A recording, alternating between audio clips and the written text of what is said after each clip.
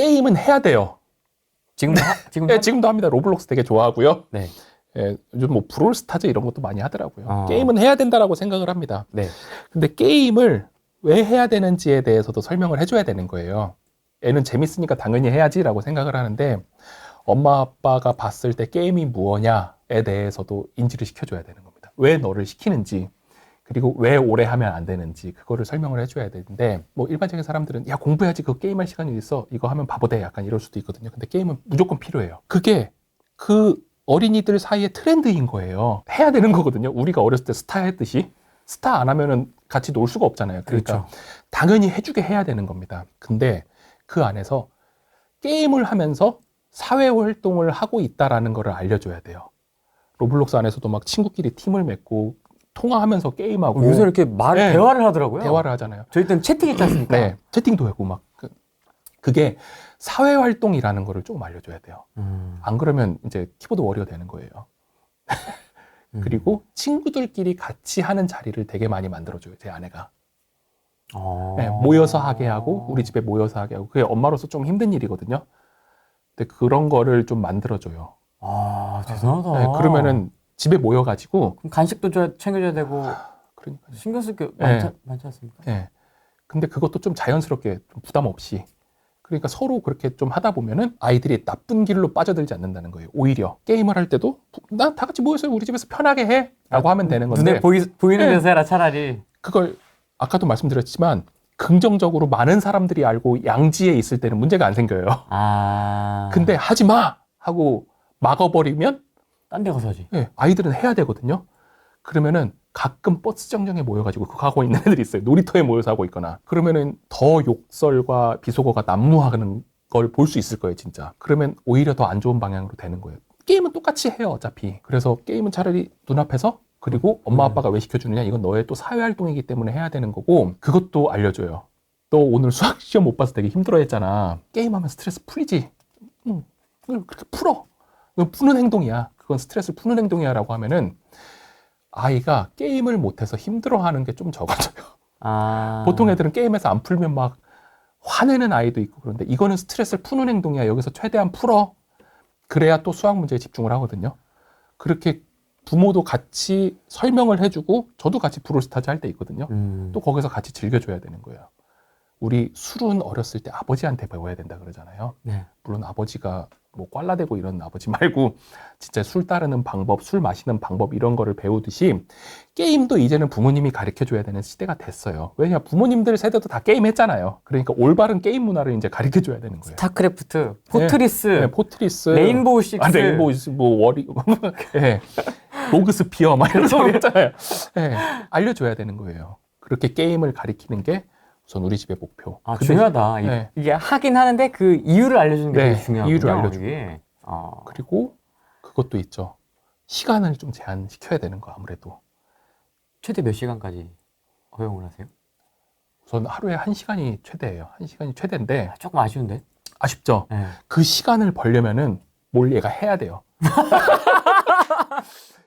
경제적인 활동을 하든지, 아니면은 자기가 학습해야 되는 숙제는 있잖아요. 숙제보다 조금 더 가야 되든지. 왜냐면 숙제 시간이 1시간 안에 안 끝나거든요. 1시간 한 30분이면 끝나거든요. 그러니까 네가 조금 더 하든지. 근데 만약 뭐 책을 읽었다고 게임을 준다 이러진 않아요. 책은 자기 전에 당연히 읽는 거고. 그리고 엄마 아빠 공부하고 있을 때 게임하면 안 되잖아요. 그땐 자연스럽게 꺼요. 아니면 엄마 아빠가 뭐 요즘은 그래도 4학년 1학년이 있으니까 막내 이제 셋째는 좀 데리고 나가야 될 때가 있잖아요. 찡찡거릴 땐 바깥바람 한번 쐬야 되잖아요. 그럴 땐 그래, 둘이 게임하면서 좀 풀어. 니네들끼리의 시간도 필요해 라고 하면 또 알아서 하고, 그때 갔다 오는 동안도 게임하고. 사모님과도 대화 많이 하시나요? 배우자와 가치관과 교육관에 대해 나누는 노하우가 있는지 궁금합니다. 이게 또 네. 교육관이 다른 경우도 되게 있습니다. 많죠. 네, 있어서 예. 의견 충돌이 나는 집도 있더라고요. 네, 날 수도 있어요. 그리고 그런 것도 대화로 얘기를 해요. 아내랑도 안 맞을 때도 가끔 있겠죠? 저라고 없겠습니까? 네. 그럴 때 제 아내는 저를 좀 이렇게 다시 되돌려놔요.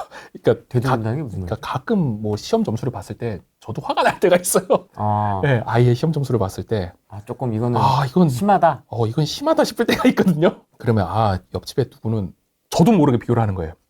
네, 옆집에 누구 애기는 영어학원도 다니고 뭐 어디도 간대는데 얘는 왜 영어 안 하지? 그런 생각이 들면서 올라오지 이게. 네, 올라오는 거예요. 근데 또 올라올 애들끼리 법하다. 얘기하면 또 애들이 또 얘기해요. 야, 넌 이거 모르냐? 그러면 저희 아이는 또 당당해요. 몰라. 이렇게 얘기하거든요. 근데 그것도 부모 입장에서는 싫은 거예요. 얘도 좀 알았으면 좋겠고 그럴 때는 아내한테 얘기를 해요. 우리도 영어학원 좀 더 보내는 게 어때? 그러면 아이가 싫대잖아. 그러면 그래? 알았어. 그럼 또 이제 아내도 이렇게 싫대잖아. 끝난 게 아니라 아이랑 또 대화를 해보더라고요. 아빠는 이런 의견을 가지고 있는데 너의 의견은 어떠니라고 하면은 나도 이제 좀 배워야 될 필요성이 있는 것 같아. 근데 아직은 좀 가기 그러니까 우리 시간을 좀 더 가져볼까? 그러면 또 이제 아내가 와서 얘기하고 아내도 저한테 또 그런 얘기를 해주고 그러면은 우리 시간을 좀 더 갖고 그래 몇 학년 5학년 됐을 때부터는 좀 다녀보자. 약간 그런 식으로 대화를 풀어요. 그러니까 제가 너무 갑자기 시험 점수 보고 화가 났다 그래가지고 아니면 우리 아이가 뒤처지는 것 같다 그래서 그런 거를 너무 주장을 하는 것보다 조정 과정을 거치는 거거든요. 이게 우리 뭐 가정법원 예전에 신구 선생님 나오는 거 보면은 항상 막 이혼하기 전에 싸우고 나서 뭐 2주간의 조정 기간을 갖겠습니다. 뭐 4주간의 조정 기간을 갖겠습니다라고 하잖아요. 그 안에서 조금씩 풀어보라는 거예요. 조금씩. 대화도 똑같죠.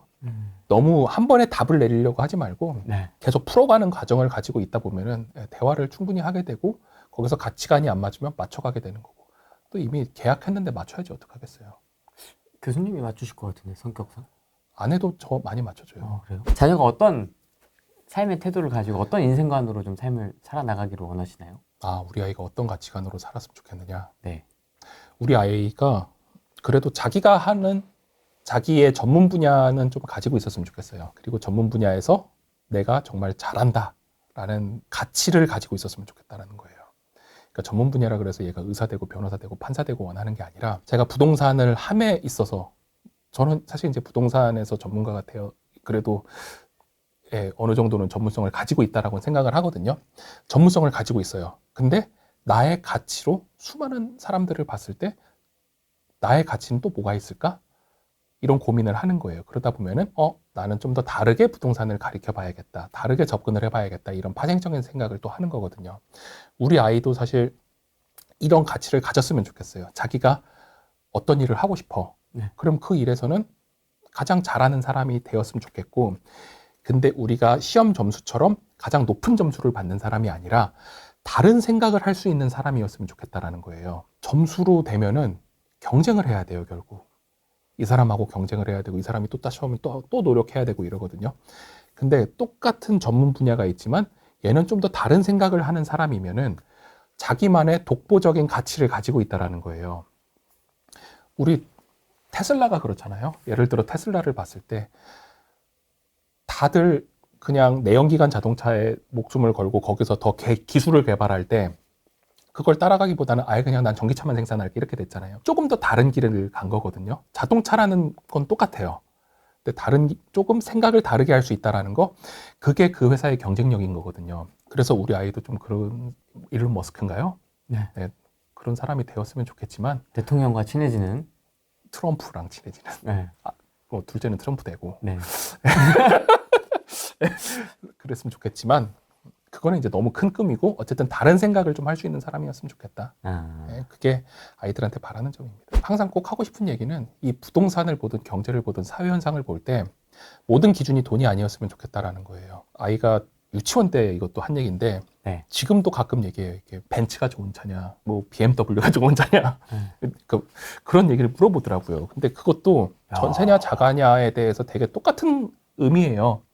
벤츠를 타는 사람은 단순히 돈이 많아서 타는 게 아니라 벤츠를 탐으로 인해서 사업적으로도 필요할 수가 있는 거고 그렇죠. 네, 다른 필요 조건이 있기 때문이다. 아니면 그 사람은 우리가 먹는 거에 돈을 쓰는 것보다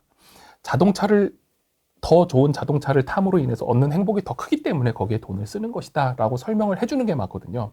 이 사람은 돈 많으니까 벤츠 타 이렇게 얘기하는 것보다 그렇게 사회 현상에 대해서 여러 가지 기준을 가지고 좀 얘기를 해줘야 되는 거예요. 이 사람과 이 사람의 기준은 다 다르거든요. 근데 모든 기준을 돈이라는 거에다 두고 저 사람은 돈 많으니까 우린 돈 없으니까 이렇게 하는 순간 너무 사회는 피폐해질 수밖에 없다라는 거예요. 그래서 그런 부분으로 자녀들하고 얘기를 할 때 나 혼자만의 기준 혹은 사회에서 정한 기준 이거 말고 이 사람은 진짜 이걸 왜 했을까? 이거는 왜 여기 쓸까? 이 사람은 이걸 왜 만들었을까? 이 사람은 이걸 왜 샀을까? 이렇게 왜라는 개념을 가지고 좀 아이들하고 대화를 해보면은 더 풍부하고 많은 대화를 나눌 수 있을 것 같습니다. 영상 설명란 네. 더보기란에 교수님 책 링크 넣어놨으니까 네. 관심 있으신 분들 꼭 한번 챙겨보시면 좋을 것 같습니다. 네. 오늘은 여기까지 하겠습니다. 고맙습니다. 네, 감사합니다.